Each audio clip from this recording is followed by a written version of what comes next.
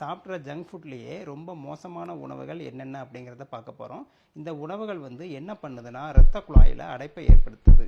இரத்த குழாயில் அடைப்பு ஏற்பட்டால் உங்களுக்கே தெரியும், இதயத்தில் ஹார்ட் அட்டாக் வர்றதுக்கும் பிரெயினில் ஸ்ட்ரோக் வர்றதுக்கும் முக்கிய காரணமாக அமையும். இது போக கல்லீரல், லங்ஸு, மண்ணீரல் இந்த மாதிரி உடல் உறுப்புகளும் பாதிக்கப்படக்கூடிய ஆபத்து இருக்குது. இன்றைக்கி முக்கியமான ஒரு 5 உணவு நம்ம முடிஞ்ச வரைக்கும் அவாய்ட் பண்ண வேண்டிய உணவு. எதுக்குன்னா இரத்த குழாயில் வரக்கூடிய அடைப்பை தடுக்கிறதுக்கு. என்னென்ன உணவுகள்னு சொல்லிட்டு நம்ம இப்போ பார்க்கலாம். முதலாவது இடத்துல இருக்க என்ன தெரியுமா? பீஸா. ஒரு பார்ட்டி நடந்தாலே இப்போம்லாம் பார்த்தீங்கன்னா பீஸா தான் ஃபஸ்ட்டு ப்ரிஃபரன்ஸு. ஆர்டர் பண்ணுறோம் இல்லையா? பீஸாவில் இரத்த குழாய்களில் அடைப்பை ஏற்படுத்தக்கூடிய அளவுக்கு எல்லா அம்சங்களும் நிறைஞ்சே காணப்படுது. பீஸாவை முடிஞ்ச வரைக்கும் குறைவாக சாப்பிடுங்க, உங்கள் உடம்புக்கு நல்லது. அந்த காலத்துலலாம் பார்த்தீங்கன்னா பீஸா உணவை பற்றி கேள்விப்பட்டிருப்பீங்கன்னு நினைக்கிறேன். இது இத்தாலி இல்லையா? இத்தாலி நாட்டிலேருந்து வந்த உணவு, நம்ம நாட்டு உணவு கிடையாது பீஸா. அந்த காலத்தில் இத்தாலியில் என்ன பண்ணுவாங்களாம், ஏழைங்க சாப்பிட்ற உணவாம். என்னன்னு பார்த்தீங்கன்னா வீட்டில் மிஞ்சி போன மாவு பொருட்கள் எல்லாத்தையும் வச்சு, மிஞ்சி போன காய்கறி எல்லாத்தையும் போட்டு, பாதி அழுகி போன காய்கறி பாதி நல்ல காய்கறி போட்டு ஒரு உணவாக தயாரித்து சாப்பிட்டாங்க பீஸாவை அந்த காலத்தில் இத்தாலியில். இன்றைக்கி பணக்காரங்க சாப்பிட்ற உணவாக உலகத்தில் மாறிப்போச்சு பீஸா. முடிஞ்ச வரைக்கும் குறைவாகவே சாப்பிடுங்க, ரொம்ப நல்லது. ரெண்டாவது இடத்துல என்ன இருக்குன்னு பார்த்தீங்கன்னா ஃப்ரெஞ்ச் ஃப்ரைஸ். இதுதான் ரொம்ப மோசமான விஷயங்க. குழந்தைகளுக்கு பிடிச்ச உணவு ஃப்ரெஞ்ச் ஃப்ரைஸ். பீஸாவும் பிடிக்கும், இருந்தாலும் ஃப்ரெஞ்ச் ஃப்ரைஸ் அதிகமாக சாப்பிடுவாங்க. இது உருளைக்கிழங்கில் பண்ணுறாங்க இல்லையா? கார்போஹைட்ரேட்டு அதிகமாக உடம்புல சேரும். இது போக கொழுப்பு, ஏன்னா ஆயிலில் ஃப்ரை பண்ணுறதுனால கொழுப்பு சேரும். உப்பு அதிகமாக இருக்கனால உங்களுக்கு பிளட் ப்ரெஷர் வர வாய்ப்பு இருக்குது. அதனால் எல்லா வகையான நோய்களும் இந்த மாதிரி ஃப்ரெஞ்ச் ஃப்ரைஸை அதிகம் சாப்பிட்றனால வரும். அதுக்காக சாப்பிட வேண்டாம்னு சொல்ல, கொஞ்சம் கொஞ்சம் குறைச்சிக்கோங்க, அதை தான் நான் சொல்ல வரேன். மூணாவதாக பார்த்தீங்கன்னா சோடா கலந்த குளிர்பானங்கள். அது என்ன அப்படின்னு பார்த்தீங்கன்னா, சோடா உங்களுக்கு தெரியலையா? அந்த காலத்துல பார்த்தீங்கன்னா குண்டு சோடா கேள்விப்பட்டிருக்கோம் சின்ன வயசில். எப்போவாச்சும் வயிற்றில் சரியாக டைஜஸ்ட் ஆகலைன்னா குடித்த விஷயத்த இன்றைக்கி ஒரு பார்ட்டி, அதாவது டெய்லியே சில பேர் குடிக்கிறாங்க. பெப்சி, கொக்கோகோலா, 7up இந்த மாதிரி மிரிண்டா சொல்லிட்டே போகலாம், மவுண்டன் டியூ அந்த மாதிரி சொல்லிட்டே போகலாம். இப்போ ஒரு டெய்லியே குடிக்கக்கூடிய கலாச்சாரம் பெருகிட்டு வருது. இந்த கார்பனேட் ட்ரிங்கு நல்லது கிடையாதுங்க.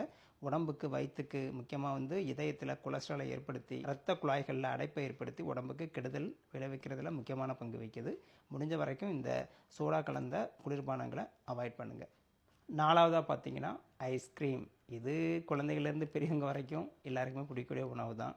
பொதுவாக இதை சாப்பிட்றதுனால தொண்டை வலி, இந்த மாதிரி குளிர் சம்மந்தமான சைனஸ் பிரச்சனை எல்லாம் அதே மாதிரி தெரியும். ஆனால் அந்த ஐஸ்கிரீம் அதுக்காக சாப்பிடாமல் இருக்க முடியாது இல்லையா? பார்ட்டிலெலாம் சாப்பிட்டுக்கலாம் கொஞ்சம் கொஞ்சம். தினமும் சாப்பிட்றது மட்டும் தான் நான் அவாய்ட் பண்ண சொல்கிறேன். ஏன்னா ஐஸ்கிரீமில் கேலரிஸ் அதிகமாக இருக்குங்க. இந்த கேலரிஸ் என்ன பண்ணும் அப்படின்னா, உங்களுக்கு உடம்புல கார்போஹைட்ரேட் அதிகமாகி, அதன் மூலமாக கொழுப்பு அதிகமாகி இரத்த குழாயில் அடைப்பு ஏற்படுத்தி, அதன் மூலமாக ஹார்ட் அட்டாக் வந்து தேவையா? கொஞ்சம் குறைச்சிக்கலாமே. அஞ்சாவதாக பார்த்தீங்கன்னா ஃப்ரைடு சிக்கன். ஃப்ரைடு சிக்கன்னாலே நம்மளுக்கு இப்போ கேஎஃப்சி தான் ஞாபகம் வரும். அந்தளவு உலக சந்தையில் எல்லாத்தையும் நாக்க டேஸ்ட் பட்ஸை மயக்கி அந்த மனுஷன் நல்லா வாழ்ந்துட்டுருக்காரு கேஎஃப்சி தாத்தா.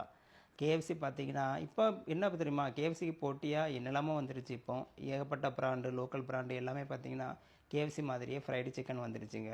கேஎஃப்சிங்கிறது கெண்டகி ஃப்ரைடு சிக்கன் சொல்லுவாங்க. அமெரிக்காவில் கெண்டகிங்க ஊரில் பார்த்திங்கன்னா பண்ணப்பட்ட ஃப்ரைடு சிக்கன். அதுக்கு போட்டியாக இப்போ பார்த்திங்கன்னா வந்து நம்ம சென்னையில் பார்த்தீங்கன்னா அமைஞ்சக்கரை fried chicken, Anna Nagar fried chicken எல்லாமே வந்துருச்சு. எந்த ஃப்ரைடு சிக்கனாக இருந்தாலும் சரி தான், அமெரிக்காவாக இருந்தாலும் சரி தான், அண்ணா நகராக இருந்தாலும் சரி தான், அமைஞ்சக்கரையாக இருந்தாலும் சரி தான், எந்த ஃப்ரைடு சிக்கனும் உடம்புக்கு நல்லது கிடையாது. சென்னையிலே திரும்ப திரும்ப பொரிப்பாங்க. அதோட இப்போ ஃபார்முலாவே பார்த்தீங்கன்னா வித்தியாசமாக இருக்கும். அதுக்கு யூஸ் பண்ணுற சிக்கனை பார்த்தீங்கன்னா வித்தியாசமான முறையில் வளர்க்குறாங்க. இந்த மாதிரி கேஎஃப்சி இந்த மாதிரிலாம் அதிகம் சாப்பிடும்போது கண்டிப்பாக கொலஸ்ட்ரால் உடம்புல அதிகமாகி இரத்த குழாய்களில் அடைப்பை ஏற்படுத்துது, உடம்புல டாக்ஸினையும் அதிகப்படுத்துது அப்படின்னு ஆராய்ச்சியில் கண்டுபிடிச்சிருக்காங்க. முடிஞ்ச வரைக்கும் கண்டிப்பாக அவாய்ட் பண்ண முடியாது, குறைச்சிக்கலாமே. இப்போ நான் சொன்ன இந்த 5 உணவுகளும் பார்த்திங்கன்னா கண்டிப்பாக நம்ம உடம்போட வெயிட்டை கூட்டி கொலஸ்ட்ரால் அதிகப்படுத்தி அடைப்பை ஏற்படுத்தி நம்மளுக்கு ஹார்ட் அட்டாக்கோ ஸ்ட்ரோக்கோ வர்றதுக்கான காரணமாக அமைகிறதுல ஒரு காரணி. அதுக்காக இதெல்லாம் சாப்பிட்டா உடனே வரும்னு சொல்ல முடியாது. வருஷக்கணக்காக சாப்பிட்டா, அதுவும் அடிக்கடி சாப்பிட்டா அந்த பிரச்சனைகள் வரும். ஒரு டேஸ்ட்டுக்கு என்னைக்காக சாப்பிட்டுக்கலாம், தப்பு கிடையாதுங்க.